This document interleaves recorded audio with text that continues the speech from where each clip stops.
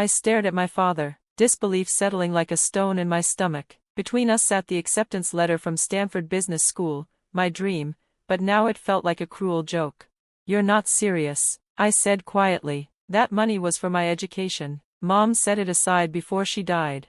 He shifted in his seat. Patricia, my stepmother, placed her perfectly polished hand over his.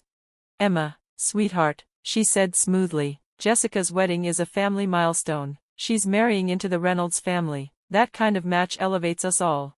Across the table, Jessica smirked. At 25, she'd never held a job but was marrying the heir to Reynolds Enterprises, Seattle's biggest tech dynasty. I, on the other hand, had earned my spot at Stanford, and now I was being told it didn't matter. "But that's my college fund," I said again. "Mom made that clear."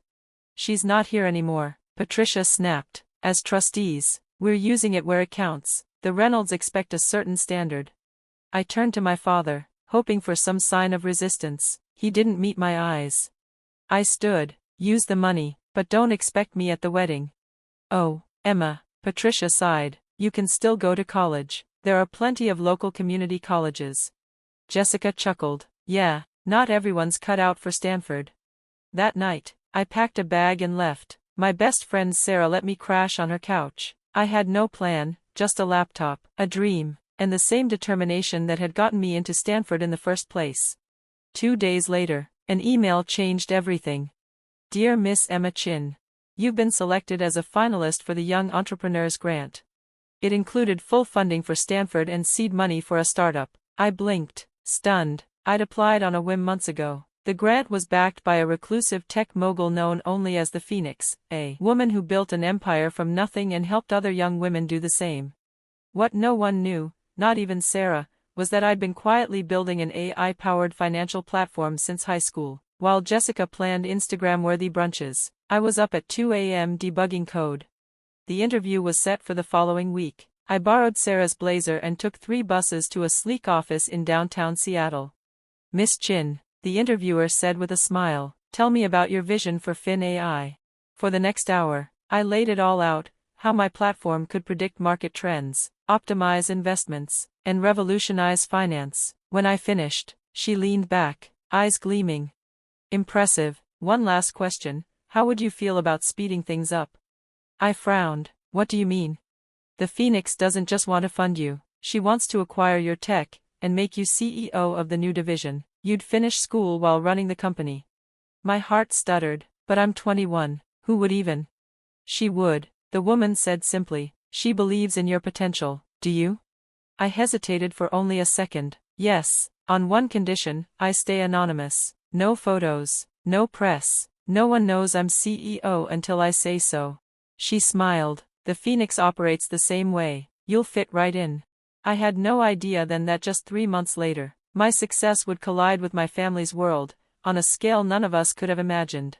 In that short time, I'd launched Fin AI under the Phoenix Group, quietly reshaping corporate finance behind the scenes. No one knew that the mind behind it all was the same girl denied her own college fund. I attended Stanford part-time, mostly online, while running Fin AI from our Seattle headquarters. The Phoenix, my elusive mentor, guided me through encrypted video calls, always a silhouette, always watching. We'd never met in person, but her presence shaped every major decision I made. Then came the news that shifted everything. Reynolds Enterprises is in trouble. My VP of Operations reported during our morning briefing. Their stock is down 40% in the last quarter. They're scrambling for a bailout. Reynolds Enterprises. My soon-to-be brother-in-law's company, the same company where my father and stepmother worked as mid-level managers. "They've reached out," added my CFO. "They want to implement Fin AI across all departments. It's a multi-billion-dollar contract." I leaned back, processing. So this is how the universe delivers full circles. "Set the meeting," I said, "but don't reveal who I am. I'll attend as Fin AI's lead representative." The meeting was set for the week of Jessica's extravagant wedding, 2 days before the ceremony. In fact, I hadn't spoken to my family since the night they gutted my future, but I'd heard through mutual acquaintances how they boasted about Jessica marrying into power. On the morning of the meeting, I dressed with intention, Chanel suit, sleek bun, minimal makeup, no more borrowed blazers or budget lipstick. I walked into the Reynolds Enterprises building not as the forgotten daughter, but as a self-made billionaire. Through the glass lobby, I spotted my father and Patricia arriving. They looked worn down, no doubt from the company's downward spiral. They passed me without a glance, unaware their fate now sat in my hands. 10 minutes later, I entered the conference room. Executives lined the long table, including Timothy Reynolds III, Jessica's fiancé, looking more fragile than his Instagram lifestyle suggested. My father and Patricia sat near the back, likely invited as staff, not family. "Thank you for being here," Timothy's father said, trying to project confidence. "As you know, Reynolds Enterprises is exploring a strategic partnership with Fin AI. I stood and opened my laptop. "Let's begin with your financials." For the next hour, I presented everything Fin AI had uncovered: flawed investment portfolios, legacy systems bleeding money, operations bottlenecked by outdated models. My tone stayed measured, but I didn't soften the truth. "How do you know all this?" Timothy's father demanded. "Fin AI's predictive algorithms track hundreds of data streams," I replied. "We've been monitoring your company's trajectory for months." "And you can fix it?" Timothy asked, hope creeping into his voice. "Yes, but under our terms." I clicked the contract onto the shared screen. "We take full control of financial operations. Major decisions go through us. You expect us to hand over our company to some faceless firm?" Timothy's father barked. "Not faceless," I said, "just discreet." From the back, Patricia leaned toward my father and whispered, "She reminds me of Emma, so cold and calculating." If only she knew. Then, the door opened. A hush fell over the room as the Phoenix entered, tall, composed, wearing her signature black coat and digital mask. Her voice, altered by a modulator, carried authority. "Good afternoon," she said. "I see you've met my protégé." Even the senior executives straightened in their chairs. Timothy's father practically bowed. She walked to the front, nodding at me.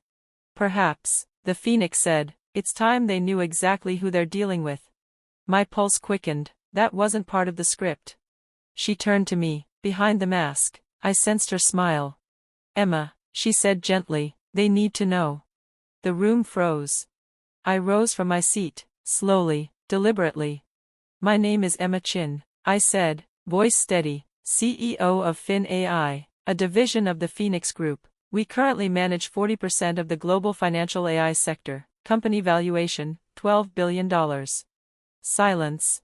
My father's face went pale, Patricia's lips parted in shock, and Jessica's golden ticket, Timothy, looked like he'd seen a ghost. I didn't gloat. I didn't need to. The truth was enough. The color drained from Timothy's face. Jessica, arriving just then with lunch in hand, froze. Her designer bag slipped from her fingers and hit the floor with a thud. That's impossible," Patricia gasped. "Emma is nobody. She couldn't even afford college." The Phoenix let out a low, modulated laugh. The sound echoed like static through the silence. "Couldn't afford college," she said. "Emma was a prodigy who built revolutionary AI while still in high school. When you stole her college fund, you did her a favor. You put her on my radar." My father stood, pale. "Emma, we didn't know." I met his eyes briefly, then looked away. "Sit down, Dad," I said quietly. "This is a boardroom, not a family reunion." I turned back to the presentation and pulled up the next slide. "Reynolds Enterprises has 3 choices," I began calmly. "Option 1, decline our offer and collapse within 6 months. Option 2, accept Fin AI's full restructuring, under our control. Or Option 3, I paused, locking eyes with Timothy. "Sell to us now, at a premium, before your stock crashes further." "You can't do this," Jessica shrieked. "I'm getting married in 2 days. Do you know how many important people are coming?" "Ah yes," I said with a slow smile. "The wedding, the one that cost me my future, $2 million on flowers alone, wasn't it?" "Bold move, considering your company couldn't make payroll last month." Timothy's father slumped forward, defeated. "How did we miss this? How did we not see?" "Because you were too busy looking down on people like me," I replied, too focused on image and connections to notice that the world was changing, and I was the one changing it. Then, the Phoenix stepped forward. "I believe it's time," she said. "Let's show them who they've been dealing with." The digital mask flickered, then vanished. Gasps filled the room. Standing in front of us was Sarah Williams, my best friend, the one who let me sleep on her couch, the only person who believed in me when my own family turned their backs. "You?" I whispered. She smiled, surprised. "I've been looking for someone to take the Phoenix Group into the next era. When your family pushed you out, I knew I'd found her." Patricia looked like she was about to faint, but Sarah was just some girl who worked at a coffee shop. "Actually," Sarah said, her voice cool, "I owned the coffee shop chain, and the tech company that acquired it, and now, together with Emma, I own the future of financial AI." I turned back to the boardroom. "You have 24 hours to decide," I said. "Choose wisely." As the room emptied, my father approached, his expression unreadable. "Emma, please, just hear me out." "No need," I said, closing my laptop, "but since you're suddenly interested in family priorities, here's mine. By next week, I'll own Reynolds Enterprises. I'll restructure it, save thousands of jobs, and rebuild it from the ground up. That's what leaders do, Dad. We build. We don't marry into power, we create it." Jessica stood frozen in the doorway, mascara streaking down her face. "But, what about my wedding?" I looked her over, still clinging to a life built on appearances. "Don't worry," I said with a soft, cold smile. "I'm sure there's a nice community center that'll have you. Isn't that what you told me I should settle for?" That night, I sat in my penthouse office overlooking the Seattle skyline. Sarah joined me, 2 champagne flutes in hand. "To stepping into the light," she said. I clinked my glass to hers, "to finding real family." 3 days later, Reynolds Enterprises accepted our offer. Jessica's wedding, cancelled, apparently. Marrying into bankruptcy wasn't part of her dream board. My father and Patricia both resigned, not fired, just ashamed to keep working under the daughter they'd underestimated. But the most satisfying moment? An email from my father. Subject: "I'm sorry. Body: you're not just your mother's daughter, you're better than all of us combined." I never replied. Instead, I launched a scholarship fund at Stanford, named in honor of my mother. It's dedicated to young women in tech. The first requirement? An essay titled, "How I Overcame Family to Follow My Dreams." Because the best revenge isn't just success. It's making sure no girl ever has to choose between loyalty and her future.